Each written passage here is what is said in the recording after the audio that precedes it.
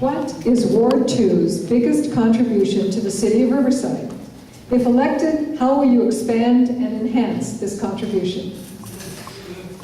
Ward 2's biggest contribution, iconically and undeniably, is UCR. CARB is coming to our city, and matter-of-factly to our ward. California Air Resource Board is going to be a $400 million economic engine that will bring rippling effects financially, commercially, and educationally throughout the Inland Empire. It behooves us to make sure that we're responsible in electing a city council representative who will sit very aggressively at the table of decision-making for our city, speak candidly to our city hall, to our county, and to the university, and make sure viably that nothing is left on the table as far as what CARB can mean to bring a dynamic shift and an upward mobility to not only our city, but first to our ward. Thank you. Mr. Melinda. Obviously, our biggest economic engine here is the University of California, Riverside.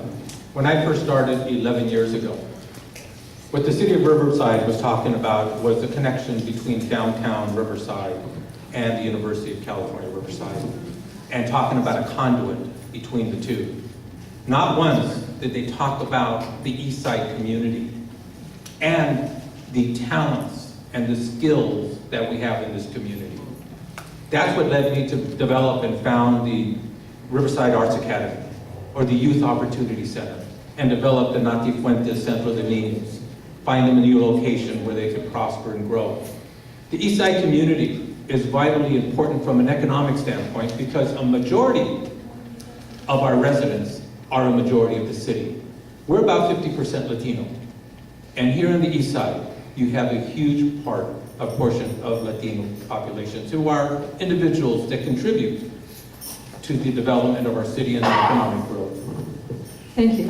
Mr. Dawson. Well, I spent a lot of time at UCR. As an alum, I was there for quite a few years, lived on campus, and it's a wonderful institution. I support the mission.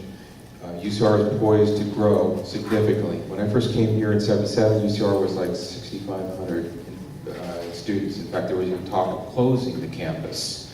We're way past that now. We're now at 22.5, and we just completed a planning exercise where the campus is setting a target in the mid-30s. The chancellor recently spoke to the regents and said he thinks the campus should grow to 45 to 55,000 eventually.